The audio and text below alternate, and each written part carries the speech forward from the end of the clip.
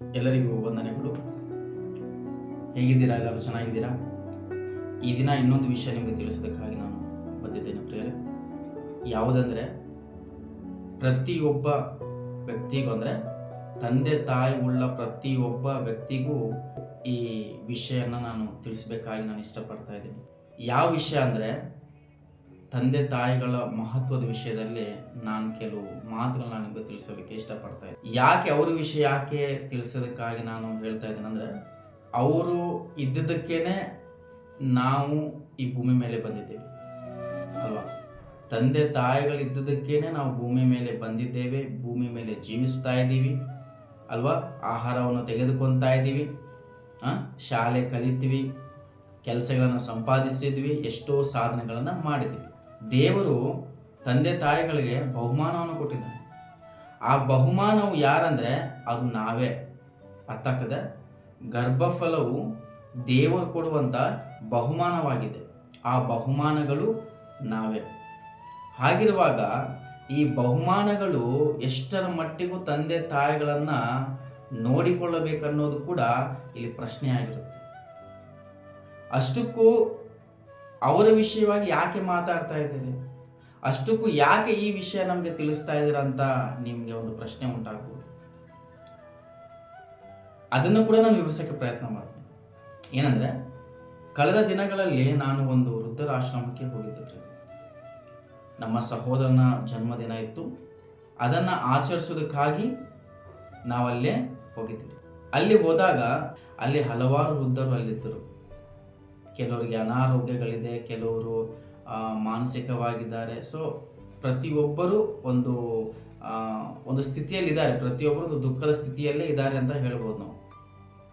ಅಲ್ಲಿ ಕೆಲವರನ್ನು ಮಾತಾಡಿಸಿದೆ. ಇನ್ನು ಎಲ್ಲರ ವಿಷಯವಾಗಿ ಎಲ್ಲ ನಮಗೆ ವಿವರಿಸಿದರು, ಹೀಗಿದ್ದಾರೆ, ಹೀಗೆಲ್ಲ ಅವರ ಹೆಲ್ತ್ ಕಂಡೀಷನ್ ಆಗಿರೋದೆಲ್ಲ ನಮಗೆ ತಿಳಿಸಿದರು. ಅಲ್ಲಿ ಒಬ್ಬ ಅಜ್ಜಿ ಕೂಡ ಇದ್ಲು.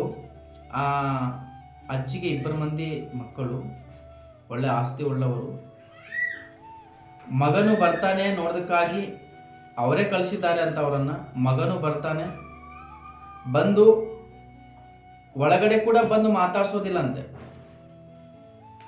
ಅಂದರೆ ಹೊರಗೆ ಹೋಗಿ ಅವರ ಮೊಮ್ಮಕ್ಕಳನ್ನು ಕಳಿಸ್ತಾರಂತೆ, ಮಾತಾಡ್ಸ್ಕೊಂಡು ಬರ್ರಿ ಅಜ್ಜಿಗೆ. ಆದರೆ ಇವರು ಮಾತ್ರ ಹೊರಗಡೆ ನಿಲ್ತಾರಂತೆ. ಇವರು ಮಗ ಆಗ್ತಾರೆ ಆ ತಾಯಿಗೆ. ಅವ್ರ ಮಗಳು ಕೂಡ ಅದೇ ಸಮೀಪದ ಊರಲ್ಲಿದ್ದಾಳೆ, ಆದರೂ ಕೂಡ ನೋಡೋಕ್ಕೆ ಬರೋದಿಲ್ಲಂತೆ.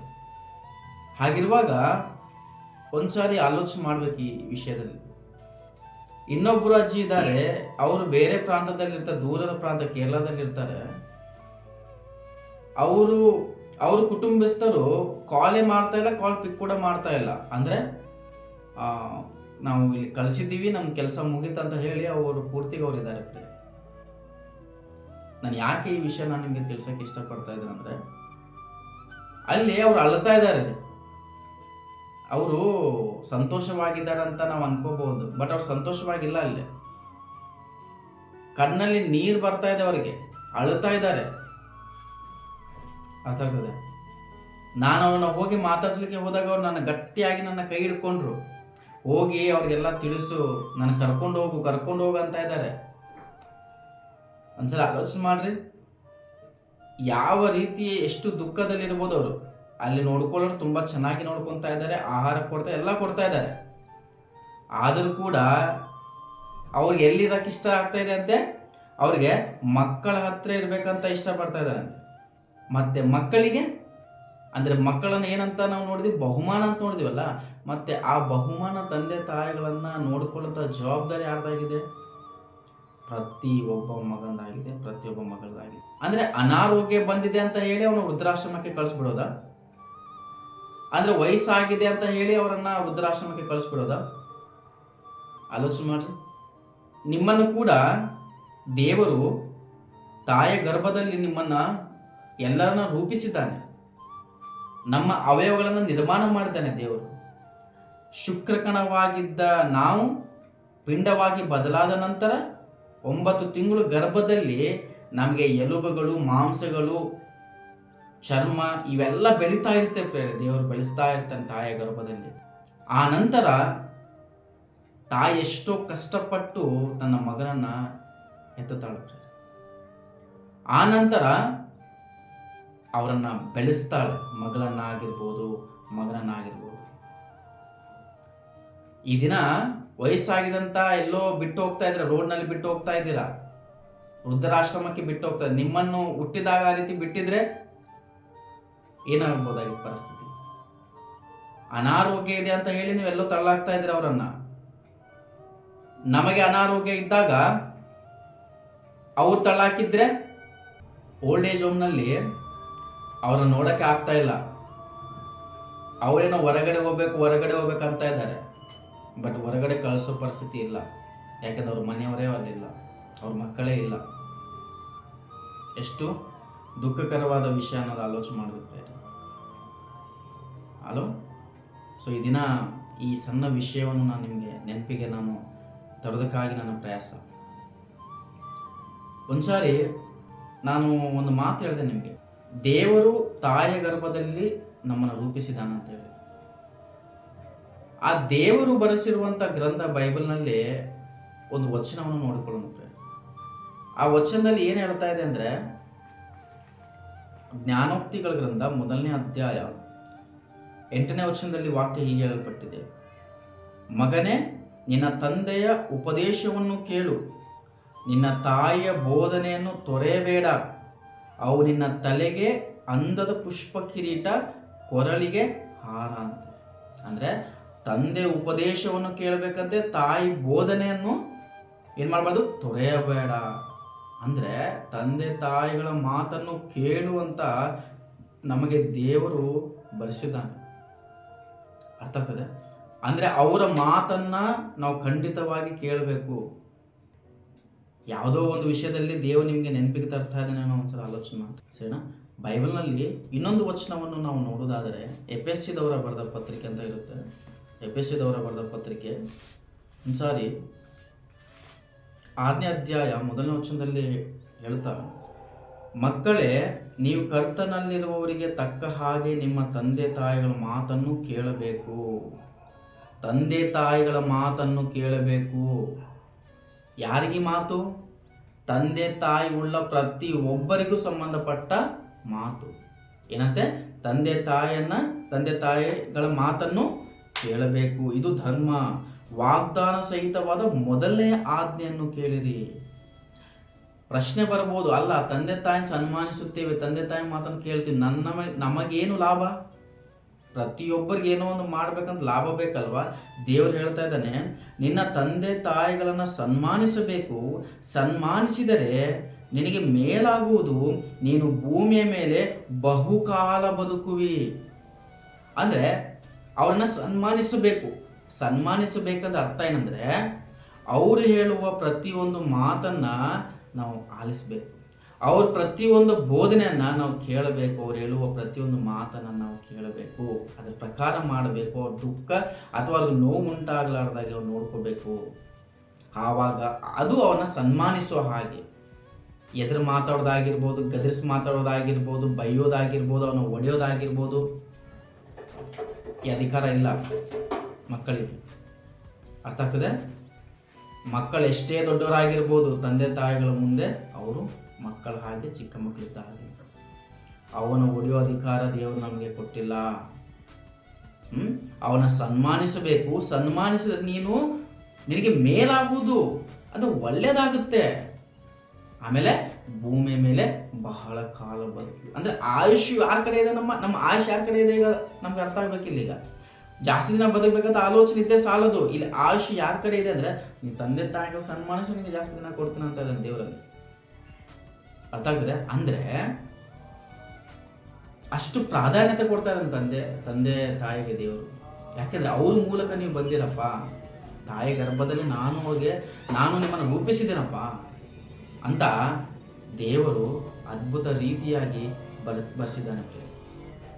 ಹಾಗಿರುವಾಗ ತಂದೆ ತಾಯಿಗಳ ಮಾತನ್ನು ಎಷ್ಟು ಜನರು ಈ ದಿನ ಕೇಳದೆ ತಮ್ಮ ಜೀವನವನ್ನು ಏನು ಮಾಡ್ಕೊಂಡಿದ್ದಾರೆ ಗೊತ್ತಾ? ಹಾಳು ಮಾಡ್ಕೊಂಡ್ಬಿಟ್ಟಿದ್ದಾರೆ.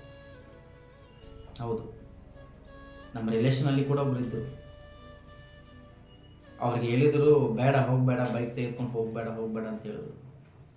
ಬಟ್ ಅವ್ರು ಕೇಳಿಲ್ಲ, ಬೈಕ್ ತೆಗೆದುಕೊಂಡು ಹೋದ್ರು. ಸೀದಾ ಅವ್ರಿಗೆ ಆಕ್ಸಿಡೆಂಟ್ ಆಯಿತು, ಅವ್ರು ಮರಣ ಹೊಂದ್ಬಿಟ್ರು. ಆಲೋಚನೆ ಮಾಡ್ರಿ. ಅಂದರೆ ತಂದೆ ತಾಯಿಗಳ ಮಾತನ್ನು ಕೇಳಬೇಕು. ಅದು ಪುಷ್ಪ ಕಿರೀಟ, ಕೊರಲಿಗೆ ಹಾರ ಅಂತೆ. ಅದು ತಂದೆ ತಾಯಿ ಉಪದೇಶವನ್ನು ಮರೆಯಬೇಡ, ಅವ್ರ ಬೋಧನೆಯನ್ನು ತೊರೆಯಬೇಡ ಅಂತ ಇರುತ್ತೆ. ಹಾಗಿರುವಾಗ ದೇವರು ಹೇಳ್ತಾ ಇದ್ದಾನೆ, ಅವನು ನಾವು ಖಂಡಿತವಾಗಿ ಸನ್ಮಾನಿಸಬೇಕು. ಯಾಕೆಂದರೆ ಅವನ ಸನ್ಮಾನಿಸಿದರೆ ನಾವು ಭೂಮಿಯ ಮೇಲೆ ಬಹಳ ಕಾಲ ಬದುಕ್ತೇವಂತೆ. ಆಲೋಚನೆ ಮಾಡಿ. ಈ ದಿನ ಇದು ಗೊತ್ತಿಲ್ಲದ ಹಾಗೆ ಎಷ್ಟೋ ಜನರು ಈ ದಿನ ಮನೆಯವರ ಮಾತನ್ನು ಕೇಳಿ ಅಥವಾ ಹೆಂಡತಿಯರ ಮಾತನ್ನು ಕೇಳಿ ತನ್ನ ತಂದೆ ತಾಯಂದಿರನ್ನು ರೋಡ್ನಲ್ಲಿ ಬಿಟ್ಟು ಹೋಗುವಂಥದ್ದು, ವೃದ್ಧರ ಆಶ್ರಮಕ್ಕೆ ಕಳಿಸುವಂಥದ್ದು, ಇದು ಎಷ್ಟರವರೆಗೆ ನ್ಯಾಯ? ಆಲೋಚನೆ ಮಾಡಿರಿ. ಇದು ಸರಿಯಲ್ಲ ಪ್ರಿಯರೇ. ಇವನ್ ನಾನು ಟೀನ್ ಏಜ್ ಇದ್ದವರು ಕೂಡ ನಾನು ಹೇಳ್ತಾ ಇದ್ದೀನಿ.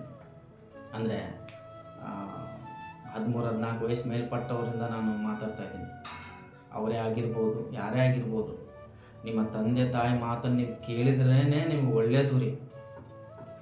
ಯಾಕೆಂದರೆ ಈ ಭೂಮಿಯ ಮೇಲೆ ದೇವರು ನಂತರ ನಮಗೆ ಒಳ್ಳೆಯದನ್ನು ಬಯಸೋರು ಇದ್ದಾರಂದರೆ ಅದು ತಂದೆ ತಾಯಿಗಳು ಮಾತ್ರ. ಹಾಗಿರುವಾಗ ಅವರನ್ನು ಸನ್ಮಾನಿಸುವಂಥ ನಮಗೆ ವಚನ ಹೇಳ್ತಾ ಇದೆ. ಅವರನ್ನು ದುಃಖಪಡಿಸುವಂಥದ್ದು ಮಾಡಬಾರ್ದು. ಅವ್ರು ಹೇಳಿದ ಮಾತನ್ನು ನಾವು ಕೇಳಬೇಕು. ಅವ್ರು ನಮ್ಮ ಹಿತಕ್ಕಾಗಿ ಹೇಳ್ತಾರೆ. ಅರ್ಥ ಆಗ್ತದೆ? ಯಾಕೆಂದರೆ ಹುಟ್ಟಿದಾಗ ಒಂದು 2-2.5 kg ಇರ್ತೀವಿ ನಾವು ಅಷ್ಟೇ. ಅಂಥವ್ರನ್ನ ಇಷ್ಟು ದೊಡ್ಡ ವ್ಯಕ್ತಿಗಳನ್ನಾಗಿ ಮಾಡಿದರೆ ನೀವು ಹೊರಗಡೆ ಕಳಿಸ್ತೀರ ಅವ್ರನ್ನ. ಆಲೋಚನೆ ಮಾಡಿ, ಇದು ಸರಿನಾ? ಒಂದು ಗಾದೆ ಮಾತು ನನಗೆ ನೆನಪು ಬರ್ತಾ ಇದೆ. ಏನಂದರೆ, ಯಾವುದಾದ್ರು ಊರಿಗೆ ಹೋಗಿ ಬಂದ ನಂತರ ಹೆಂಡತಿ ಬಂದಾಗ ನೋಡ್ತಾಳೆ. ಹೆಂಡತಿ ಏನು ನೋಡ್ತಾಳಂದರೆ ಭುಜ ನೋಡ್ತಾಳಂತೆ, ಏನು ತರ್ತಿದ್ದೀರಾ ಅಂತೇಳಿ. ಆದರೆ ತಾಯಿ ಏನು ಮಾಡ್ತಾಳಂದರೆ, ತಾಯಿ ಏನು ನೋಡ್ತಾಳಂದರೆ ಹೊಟ್ಟೆ ನೋಡ್ತಾಳೆ, ನನ್ನ ಮಗ ತಿಂದಾನೋ ಇಲ್ಲೋ ಅಂತ ಹೇಳಿ. ಹಾಗಿರುವಾಗ ಸೊ ತಾಯಿಯ ಶ್ರೇಷ್ಠತೆ, ತಂದೆಯ ಶ್ರೇಷ್ಠತೆ ಇವುಗಳನ್ನು ನಾವು ತಿಳ್ಕೊಬೇಕಾಗಿದೆ. ಮತ್ತೆ ಯಾಕೆಂದರೆ ಎಲ್ಲ ಮರ್ತೋಗ್ಬಿಟ್ಟಿದ್ರೆ, ಎಲ್ಲ ತಮ್ಮ ಜೀವನದಲ್ಲಿ ಎಲ್ಲ ಬಿಸಿ ಬಿಸಿ ಬಿಸಿ ಅಂತೇಳಿ ಎಲ್ಲ ಮರ್ತೋಗ್ಬಿಡತ್ತೆ. ಸೊ ಹಳೆದನ್ನು ನಾವು ಮರಿಬಾರ್ದು. ನಾವು ಎಲ್ಲಿಂದ ಬಂದೇವು ಅನ್ನೋದು ನಾವು ಮರೆತರೆ ಇನ್ನೇನು ಹೇಳ್ರಿ. ಸೊ ದೇವ ವಚನದಲ್ಲಿ ಕೂಡ ನೀವು ಅನ್ಕೋಬೋದು, ಇಲ್ಲ ಅದ್ರಾಗೇನು ತಪ್ಪೇನಿಲ್ಲ, ನಡೆಯುತ್ತೆ, ಸೊ ಅವ್ರಿಗೆ ಯಾಕೆ ತೊಂದರೆ ಕೊಡೋದು ಅಂತ ಹೇಳಿ ನಾವು ಅವ್ರನ್ನ ಅಲ್ಲಿಗೆ ಹಾಕಿದ್ವಿ ಇಲ್ಲಿಗೆ ಹಾಕಿದ್ವಿ, ನೀವು ಏನೋ ಅನ್ನೋದು ಕಾರಣ ಹೇಳ್ಬೋದು. ಆದರೆ ವಚನದಲ್ಲಿ ಕೂಡ ಮಾತಿದೆ. ಏನಂದರೆ ಆ ವಚನ ನಿಮಗೆ ತೋರಿಸ್ತೇನೆ ನಾನು. ಏನಿದೆ ಅಂದರೆ, ಗಲಾತ್ಯದವರಿಗೆ 6ನೇ ಅಧ್ಯಾಯ 7ನೇ ವಚನದಲ್ಲಿ ಒಂದು ಮಾತಿದೆ. ಏನಂದರೆ, ಮನುಷ್ಯನು ತಾನು ಏನು ಬಿತ್ತುತ್ತಾನೋ ಅದನ್ನೇ ಕೊಯ್ಯಬೇಕು. ಮನುಷ್ಯನು ತಾನು ಏನು ಬಿತ್ತುತ್ತಾನೋ ಅದನ್ನೇ ಕೊಯ್ಯಬೇಕಂದ್ರೆ ತಾನು ಏನು ಕೆಲಸ ಮಾಡಿದ್ದಾನೋ ಅದನ್ನು ಅನುಭವಿಸಲೇಬೇಕಂತ. ಈಗ ತಂದೆ ತಾಯಿಯನ್ನು ಆತನು ಹೊರಗಡೆ ಹಾಕ್ತಾ ಇದ್ದೀವಿ, ಅವ್ರಿಗೆ ಅನ್ಯಾಯ ಮಾಡ್ತಾ ಇದ್ದಾರೆ, ಅವನು ಹೊಡಿತಾ ಇದ್ದಾರೆ ಅಂದರೆ ಖಂಡಿತವಾಗಿ ಅವರು ಕೂಡ ಅದನ್ನು ಅನುಭವಿಸ್ಲೇಬೇಕು. ಅರ್ಥ ಆಗ್ತದೆ? ಇದನ್ನ ಅವ್ರು ಏನು ಮಾಡ್ತಾ ಇದಾರಲ್ಲ, ಮುಂದೆ ಅವ್ರು ಅನುಭವಿಸ್ಲೇಬೇಕು. ಹೇಗೆಂದರೆ ನಾಳೆ ಅವ್ರ ಮಕ್ಕಳು ಕೂಡ ಇರ್ತಾರೆ. ಅವ್ರ ಮಕ್ಕಳು ಕೂಡ ಇರ್ತಾರೆ. ನಾಳೆ ಈ ಮಕ್ಕಳು ಅವರ ತಂದೆ ಮಾಡಿದ್ದನ್ನು ನೋಡಿ ನಾಳೆ ಅವರಿಗೂ ಕೂಡ ಅದೇ ಮಾಡ್ತಾರೆ. ಅಜ್ಜ ಅಜ್ಜಿಗೆ ಹೊರಗೆ ಹಾಕಿದಾರಲ್ಲ, ಮತ್ತು ನಾವು ಕೂಡ ಅದು ಮಾಡೋಣ ಅಂತೇಳಿ ಇವರು ಕೂಡ ಅವರು ಹಂಗೆ ಮಾಡ್ತಾರೆ ನಿಮಗೆ. ಅಂದರೆ ನೀವೇ ಅಲ್ಲ ಬಿತ್ತಿದ್ದು, ಅದು ನೀವೇ ಕೊಯ್ಬೇಕೀಗ. ಹಾಗಿರುವಾಗ 2 ಲಾಸೇ. ತಂದೆ ತಾಯಿಗಳನ್ನು ವೃದ್ಧಾಶ್ರಮಕ್ಕೆ ಕಳಿಸೋ ಅದೇ ಲಾಸು, ಆಮೇಲೆ ನನಗೂ ಲಾಸು. ಒಂದ್ಸಲ ನಾವು ಆಲೋಚನೆ ಮಾಡಬೇಕು. ಯಾಕೆಂದರೆ ಇದು ಚಿಕ್ಕ ಒಂದು ವಿಡಿಯೋ, ನಿಮಗೆ ಏನೋ ಒಂದು ವಿಷಯ ನಿಮಗೆ ನೆನಪಿಗೆ ತರೋದಕ್ಕಾಗಿ ನನಗೆ ಪ್ರೇರೇಪಣೆ ಆಗಿದೆ, ಏನೋ ಮಾಡಬೇಕಂತ ಹೇಳಿ ನಾನು ಅದಕ್ಕೋಸ್ಕರ ನಾನು ನಿಮಗೆ ತಿಳಿಸ್ತಾ ಇದ್ದೀನಿ. ಅರ್ಥ ಆಗ್ತದೆ? ನನ್ನ ಜೀವನ ನನ್ನ ಇಷ್ಟ ಅಂತೀರಾ, ಆದರೆ ಒಂದು ಮಾತ್ರ ಸತ್ಯ ನೆನ್ಪಿಟ್ಟು, ಮೇಲೊಬ್ಬನಿದ್ದಾನೆ, ಆತನ ದೇವರು. ಆತನ ಪ್ರತಿಯೊಂದನ್ನು ಲೆಕ್ಕಕ್ಕೆ ತೆಗೆದುಕೊಳ್ತಾನೆ. ನಾವೇನು ಮಾಡಿದ್ದೀವೋ ನಾವೇನು ಮಾಡಿಲ್ವೋ ಭೂಮಿ ಮೇಲೆ ಪ್ರತಿಯೊಂದನ್ನು ಲೆಕ್ಕ ಕೊಡುವಂಥ ವಿಷಯ ಇದೆ. ಒಂದು ದಿನ ಅರ್ಥ ಆಗುತ್ತೆ, ಅಲ್ಲಿ ಲೆಕ್ಕ ಕೊಡ್ಬೇಕು ನಾವು. ಅರ್ಥ ಆಗ್ತದೆ? ಅಲ್ಲಿ ಯಾವ ಮಾತು ಹೇಳಿದ್ರು ಕೂಡ ಅಲ್ಲಿ ಕೇಳಂಗಿಲ್ಲ. ನೆನ್ಪಿಟ್ಕೋರಿ. ಈ ದಿನ ನಾವು ಯಾರೋ ಮಾತು ಯಾಕೆ ಕೇಳಬೇಕು, ನಮ್ಮ ಜೀವನ ನಮ್ಮ ಇಷ್ಟ ಅಂತ ಭಾಳ ಮಾತಾಡ್ತಾ ಇರ್ತಾರೆ. ಅದು ಒಂದು ಮಾತು ನೆನ್ಪಿಟ್ಕೋರಿ, ಅದು ಮೇಲೊಬ್ಬನಿದ್ದಾನೆ. ಪ್ರತಿಯೊಂದಕ್ಕೆ ಲೆಕ್ಕ ಕೇಳೋನಾಗಿದ್ದಾನೆ ಪ್ರೇರೆ, ಮರಿಬೇಡ್ರಿ. ಅರ್ಥ ಆಗ್ತದೆ? ಸೊ ಅದಕ್ಕೋಸ್ಕರ ಚಿಕ್ಕ ವಿಡಿಯೋವನ್ನು ನಿಮ್ಮ ಮುಂದೆ ನಾನು ತರೋದಕ್ಕಾಗಿ ನಾನು ಪ್ರಯಾಸಪಟ್ಟಿದ್ದೀನಿ. ದಯಮಾಡಿ ನಿಮ್ಮ ತಂದೆ ತಾಯಿಗಳನ್ನು ಸನ್ಮಾನಿಸಿರಿ, ಅವನ್ನ ಗೌರವಿಸಿರಿ, ಅವ್ರನ್ನ ಪ್ರೀತಿಸಿರಿ, ಅವರಿಗೆ ಆದಷ್ಟು ಸಹಾಯ ಮಾಡಿರಿ. ಇದು ದೇವರ ದೃಷ್ಟಿಗೆ ಬಹಳ ಬೆಲೆ ಉಳ್ಳದಿದೆ. ದೇವರು ಮೆಚ್ತಾನ ನಮ್ಮ. ಅರ್ಥ ಆಗ್ತದೆ? ಸೊ ಅದಕ್ಕೋಸ್ಕರ ಈ ಮಾತನ್ನು ಕೇಳಿದ ನಿಮಗೆ ಸ್ವಲ್ಪ ಆದರೂ ನಾನು ಏನೋ ಒಂದು ನೆನಪಿಗೆ ತಂದಿದ್ದೇನಂತ ನಾನು ನಂಬುತ್ತಾ ಈ ನನ್ನ ಮಾತುಗಳನ್ನು ಮುಗಿಸ್ತಾನೆ. ಎಲ್ಲರಿಗೂ